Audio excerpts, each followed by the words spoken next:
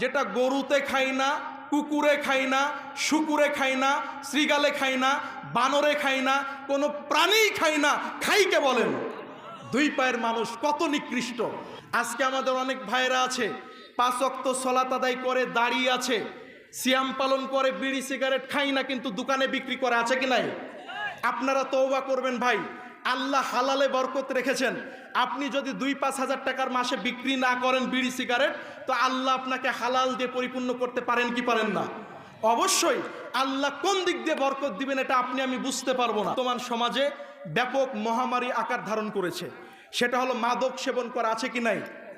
নেশাদার দ্রব্য সেবন করা, আছে কি নাই? বিড়ি সিগারেট খোর মনে হয় আমাদের এলাকায় নাই, নাকি আলহামদুলিল্লাহ আছে?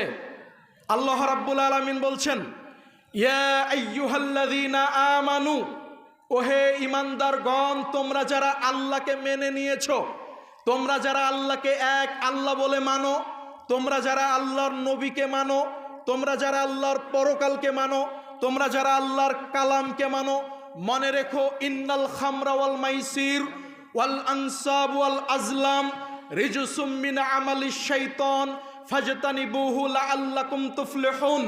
আল্লাহ বলছেন, ওরে পৃথিবীর মানুষ, ইন্নাল খামরা, নিশ্চয় মদ মাদক, যেটা খেলে মানুষের নেশার উদ্রেক হয়, হতে পারে লিকুইড মদ, হতে পারে আপনার হুইস্কি, হতে পারে ফেন্সিডিল, হতে পারে প্যাথিডিন, হতে পারে বিড়ি, হতে পারে সিগারেট, হতে পারে জর্দা, হতে পারে আলাপাতা, হতে পারে আপনার যেই কোনো হারাম দ্রব্য বলেন না কেন, যদি কেউ সেবন করে, নিশ্চয় মূর্তি পূজা এবং নিশ্চয় জুয়া, এইগুলো শয়তানের কাজ। ফাজতানিবুহু, এই পাপ থেকে তোমরা বেঁচে থাকো, লাআল্লাকুম তুফলিহুন, আল্লাহ অবশ্যই তোমাদের সফলতা দান করবেন ইনশাআল্লাহ। আর আপনি আমি খুঁজছি যে ভাই টেনশন, কি করছেন? বিড়ি খাচ্ছি। সিগারেট খেলে কি হয়? টেনশন পেরেশানি দূর হয়। পৃথিবীতে একটাই খাদ্য আছে যেটা বাথরুমে বসে খাওয়া যায়। এমন কোনো নিম্ন রুচি সম্পন্ন ব্যক্তি আছে বলেন যে বাথরুমে বসে কিছু খাই?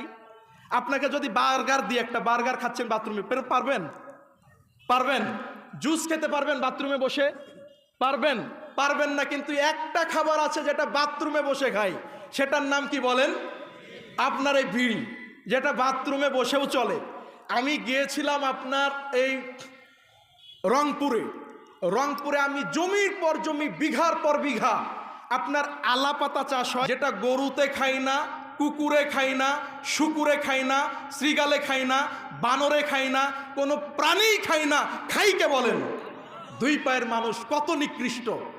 আল্লাহ তো এজন্যই বলছেন, আল্লাহ বলছেন, দেখেও দেখে না ওরা, চোখ আছে দেখে না, শুনেও শুনে না ওরা, কান আছে শুনে না, অন্তর আছে তারা চিন্তা ভাবনা করে না। উলাইকা কাল আনআম, তারা চতুষ্পদ জন্তুর মতো। এই কথা বলে আল্লাহ শেষ করছেন না, আল্লাহ বলছেন বালহুম আদল।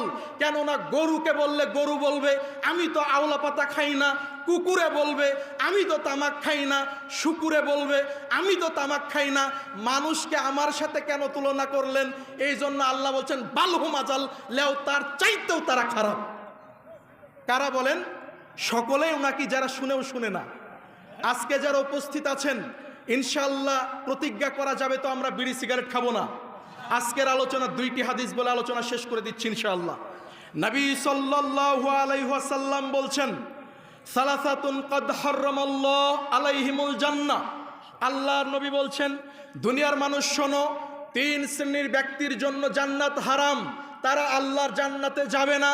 3 শ্রেণীর মানুষ যারা আল্লাহর জান্নাতে যাবে না: 1, মুদমিনুল খামর, যারা মাদক সেবন করে, যারা নেশাদার দ্রব্য খায়, বিড়ি, সিগারেট, গুল, তামাক, জর্দা, ফিরোইন, হেন্সিডিল, ইয়াবা, আলাপাতি, যে কোনো হারাম যারা খাই, আল্লাহর জান্নাতে তারা যাবে না। অথচ আপনি আমি মনে করি হাতের ময়লা, বিড়ি তো খাই, রাস্তাঘাটে খাই, দোকানে বসে খাই, মানুষ এটাকে মনে করি স্টাইল, বিড়ি খাচ্ছে, সিগারেট খাচ্ছে, অথচ এটা আল্লাহর নিকট সবচাইতে বড় পাপের একটা অন্যতম পাপ।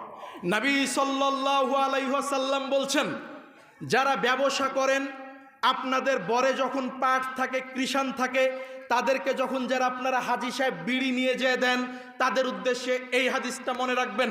নবী সাল্লাল্লাহু আলাইহি ওয়াসাল্লাম বলছেন, লানাল্লাহুল খামরা আল্লাহ লানত করেছেন, অভিশাপ দিয়েছেন ওই ব্যক্তিকে যেই ব্যক্তি মাদক খায়, তার উপর আল্লাহর লানত।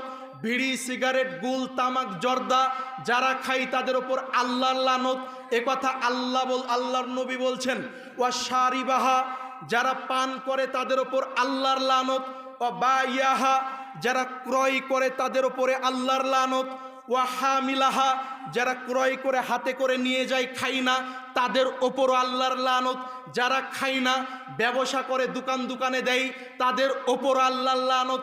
ওয়া মাহমুলাতু ইলাইহি, যেটাতে করে বহন করা হয় ওটার ওপরও আল্লাহর লানত দিয়েছেন। তাহলে কত খারাপ হতে পারে, কত খারাপ এই মাদক।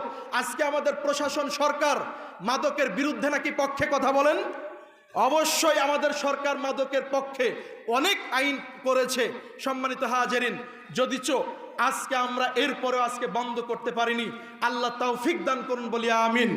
সম্মানিত হাজিরিন, আরেকটি হাদিস মনে রাখবেন, যারা ব্যবসা করেন, ইন্নাল্লাহ ইযা হাররামা শাইয়ান হাররামা সামানাহু, যখন আল্লাহ কোনো দ্রব্যকে হারাম করেন, আল্লাহ যখন যে কোনো দ্রব্যকে আল্লাহ হারাম করে দেন, আল্লাহ সামানাহা হারামুহু, আল্লাহ তার দামকে, বেচা বিক্রিকে, ক্রয় করাকে, বিক্রি করাকেও আল্লাহ হারাম করে দেন। ওই দ্রব্য বিক্রি করে যেই টাকা পাওয়া যায় ওই টাকাকেও আল্লাহ হারাম করে দেয়, বলি নাউজুবিল্লাহ। আজকে আমাদের অনেক ভাইরা আছে 5 ওয়াক্ত সালাত আদায় করে, দাঁড়িয়ে আছে, সিয়াম পালন করে, বিড়ি সিগারেট খাই না, কিন্তু দোকানে বিক্রি করে, আছে কি নাই? আপনারা তওবা করবেন ভাই, আল্লাহ হালালে বরকত রেখেছেন। আপনি যদি 2-5 হাজার টাকার মাসে বিক্রি না করেন বিড়ি সিগারেট, তো আল্লাহ আপনাকে হালাল দিয়ে পরিপূর্ণ করতে পারেন কি পারেন না? অবশ্যই। আল্লাহ কোন দিক দিয়ে বরকত দিবেন এটা আপনি আমি বুঝতে পারবো না।